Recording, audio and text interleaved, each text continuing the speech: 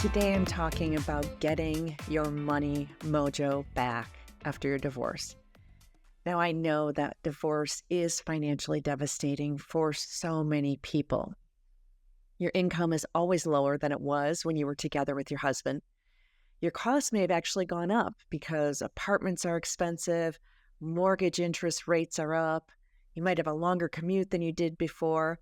There's all sorts of reasons why your expenses might go up after the divorce, and you are probably feeling a financial pinch. Your income, one way or another, is less than it was before, right? You might have been going from a two-income household to now a one-income household.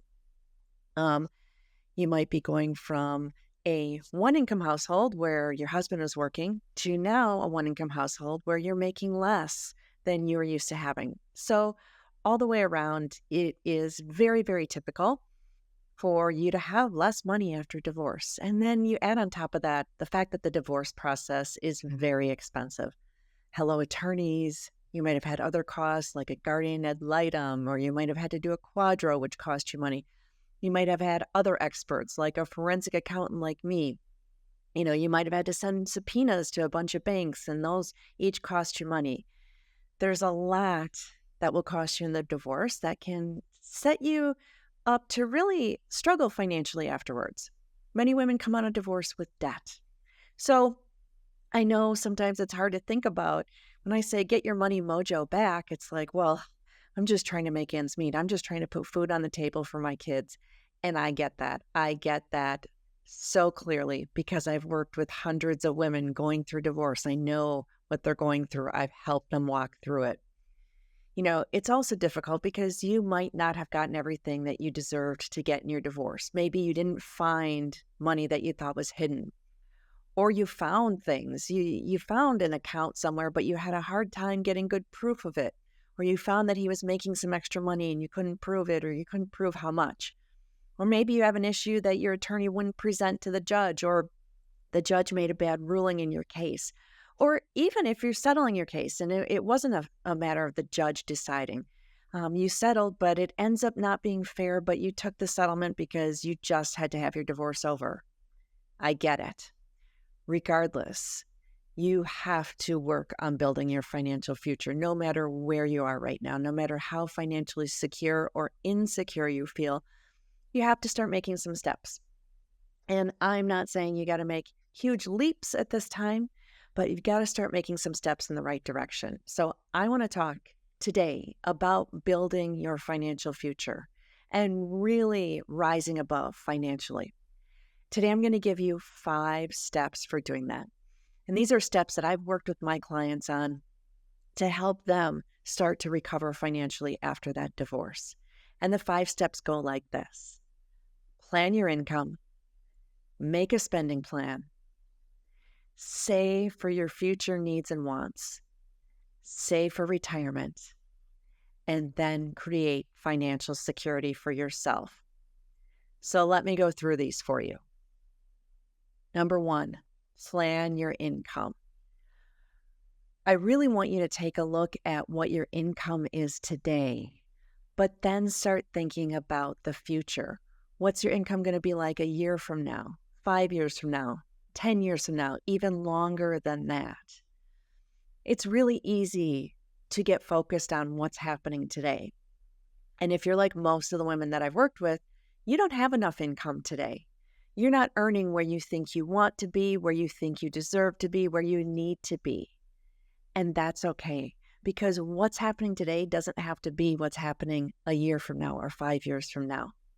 I always say you can do anything for a year. So maybe you're finding that you're just, you've had to take a job. That's not the kind of job that you want to work. It's not making the kind of money that you want to be making, but it's enough to make ends meet for now. Cool. Think about, what are you going to be doing a year from now? What steps do you have to take between now and then to make a shift to a better job? And maybe it's a progression of jobs over time. But I really want you to be thinking beyond just the immediate, because sometimes the immediate can be a little depressing if you're not where you want to be. But thinking about where you can be in the future will help set you up a little bit better. On the income side, I also want you to think about how much support you will be getting. Now, you might be getting child support, you might be getting spousal support or alimony, and you really have to, of course, work that into your budget. But think about for how long are you going to be getting those things? Most of the time, spousal support and child support are limited in terms of time. Child support, for sure. That's typically based around when your children turn 18 or graduate from high school. In some instances, maybe graduate from college. Um, but child support is going to end at some point, and so you really need to be prepared for that. Your spousal support, if you're like most people, will probably end after a period of a few years or maybe 10 years. Of course, spousal support typically goes longer, the longer you've been married, but I want you thinking about what's going to happen after that ends. I've seen too many women that I've worked with be very focused on the present. They're getting enough child support along with their other income to make ends meet, and they don't prepare for what happens when that child support ends. So I want you to for sure think about that, but also think about what happens if your ex stops paying support temporarily, long term. How will you make ends meet then?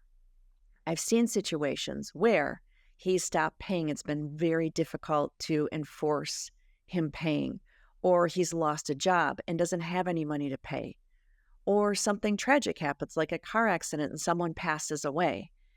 Losing support payments is always a possibility, and so I need you to be prepared for that so that you're not caught off guard, so that you have some money, set aside to help tide you over, or so that you have a plan. If support stops, I can increase my income by doing this. And I even want you to look for ways to increase your income now. We're going to talk about budgeting and a spending plan. And it's, great to talk about how can we save money in certain areas of our lives? How can we cut back some of our expenses? But if you could increase your income, you can have greater gains to your overall financial picture than you can by just cutting expenses. So think about ways to increase your income now. What's your best opportunity to earn more money at the job you're at a side hustle or second job, or maybe even starting a small business of your own? Is there something you do well or something that you make that you might be able to sell to make some extra income? Our second step to getting our money mojo back is make a spending plan. Now, most people call these budgets, and I still call them budgets sometimes too, but I'm really trying to shift my language to call it a spending plan because budget sounds sad. Spending plan actually sounds a little bit fun because I am making a plan for how I'm going to spend my money. Now, there's lots of tools and apps out there for budgeting. You can always get in on those. The mechanics of doing it don't necessarily have to be difficult. Here's what I want you to know today. The whole point of creating the spending plan is so that you know exactly how much you're spending each month. This is all part of being prepared. Now, I want you to do this in your divorce sooner rather than later, because the sooner you know what your numbers look like, the better off you're going to be, the better prepared you'll be for your life after the divorce. And honestly, you're probably going to have to do some budget numbers anyway, because many times your divorce is going to require you to fill out certain forms that require that budget. Many times the financial disclosure form that you'll fill out for the court will ask you to show a monthly budget, so you'll want to have that ready anyway.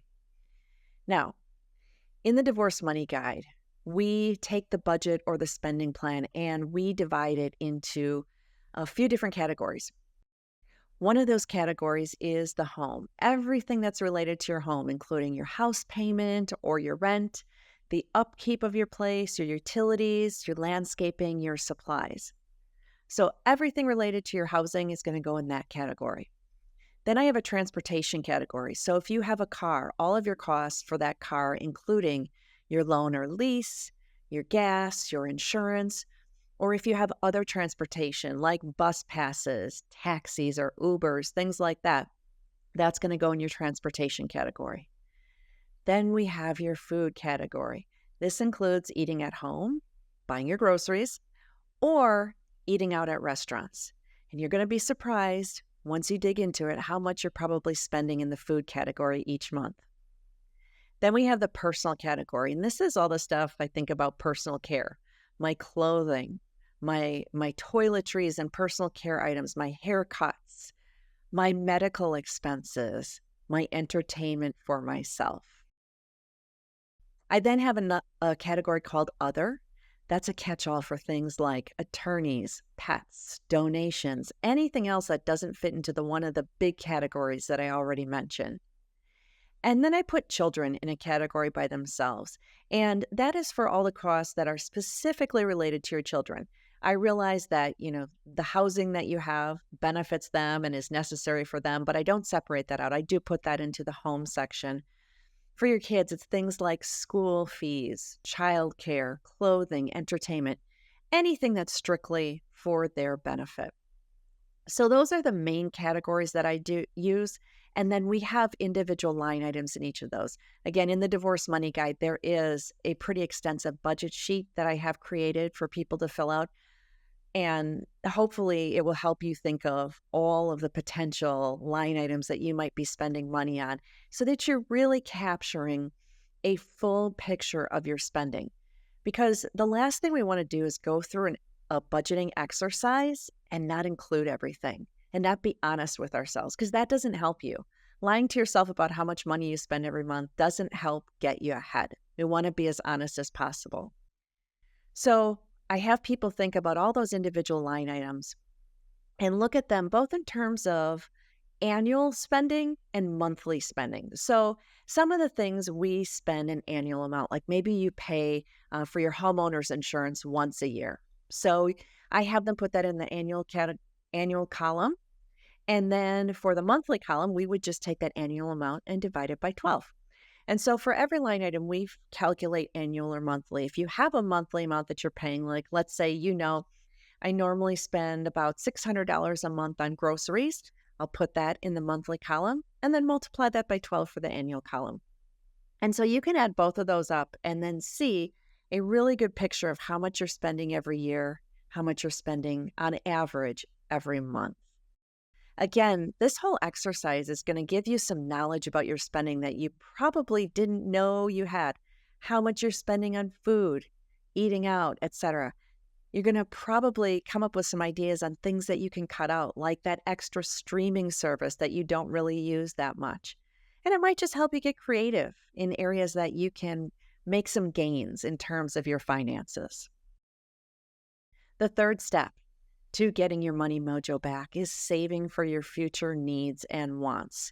You want to be able to go on a vacation or buy a car or a home, maybe buy a new computer or tablet. You also hear people talking about that dreaded emergency fund.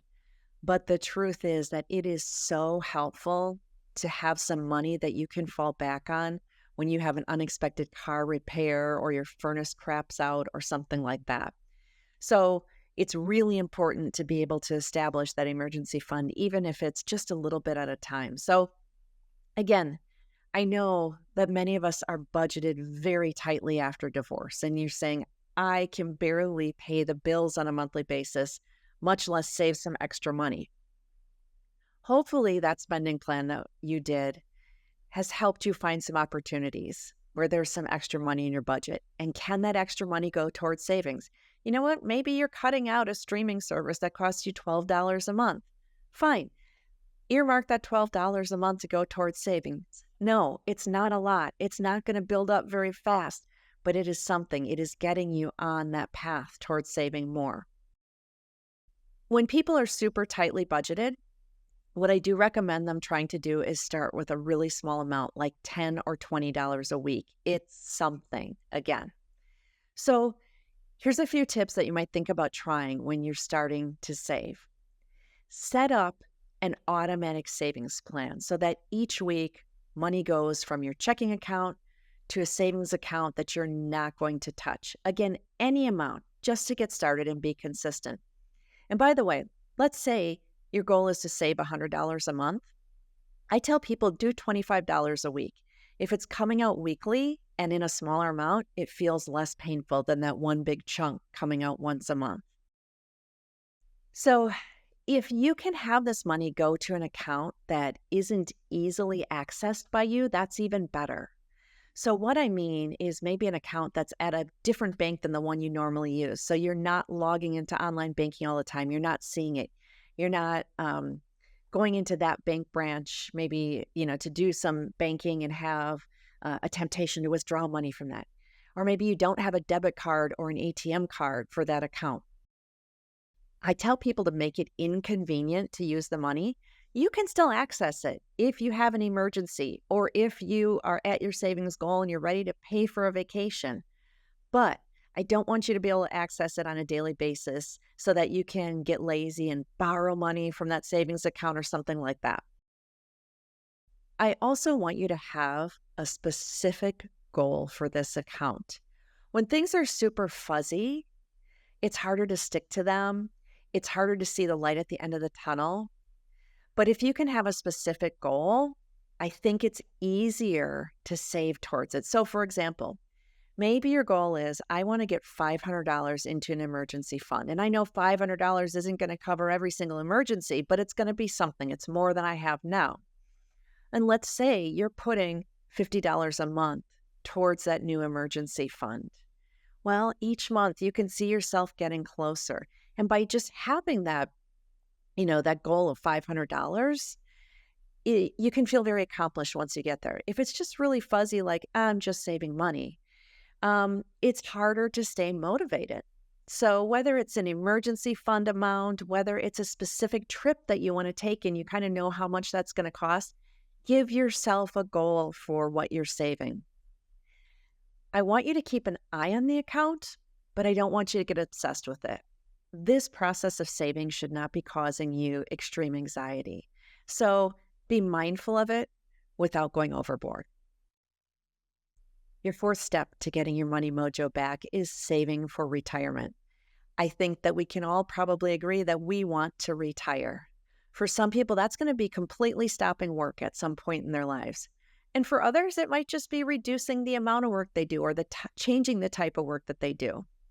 In order to retire, we need money. Social Security will not cover all of your bills. It's really just an amount that's just enough for you to get by and not starve, but it's not going to be your retirement plan. There are lots of programs out there that can teach you about retirement, so I'm not going to spend much time on this. But the few tips that I have include get into your employer's retirement plan, especially if they match what you put in. That match is free money. So there are all sorts of differing amounts and percentages that employers might match. They'll say the first X dollars that you put in will match 5% of that or something of the sort. I want you to think about contributing enough to that retirement to capture that full match, however that may be. I also want you to adjust your lifestyle so that you're not even thinking about the money that's going off the top of your paycheck into retirement. So don't even be thinking, I'm making this much every 2 weeks. Like, take your thinking down to the amount you're making after that retirement money is taken out.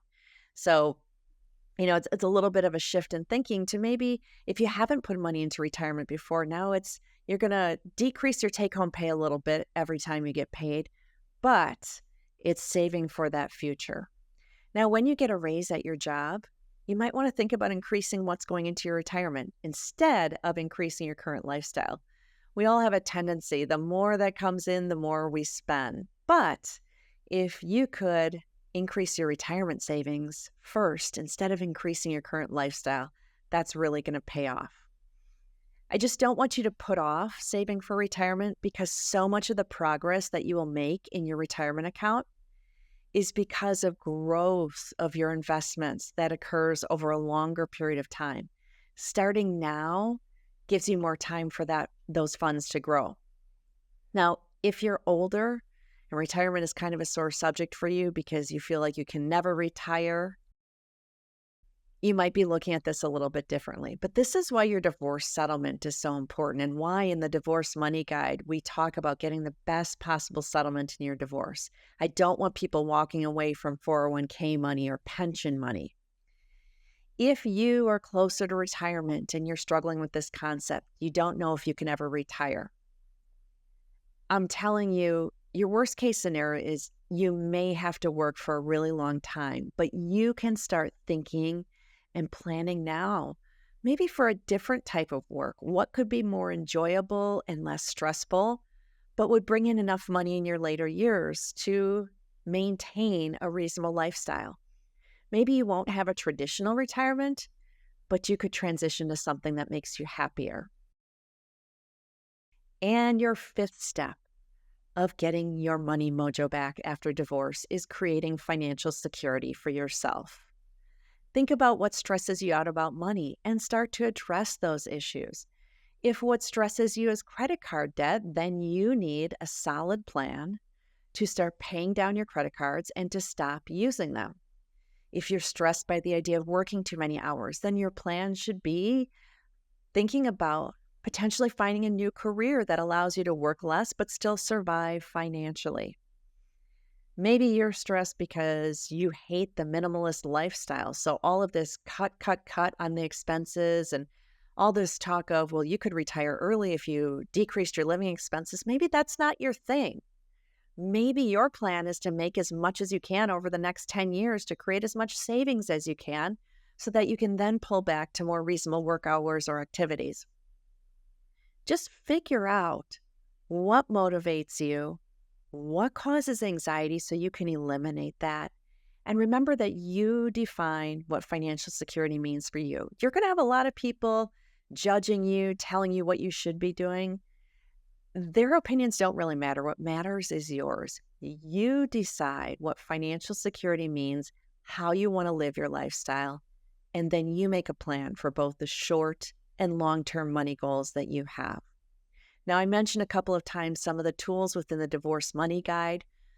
In the Divorce Money Guide, we talk about issues of child support, alimony, budgeting, and a little bit about the post-divorce financial issues that you might encounter. So the Divorce Money Guide is going to help you on a number of the things that we talked about today.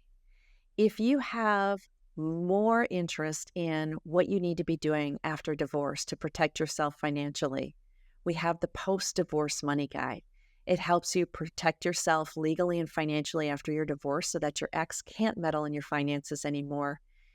It helps you know what important things you need to do, like taking your ex's name off accounts, making sure your name is off accounts, things like changing insurance policies, and more of creating financial security for yourself.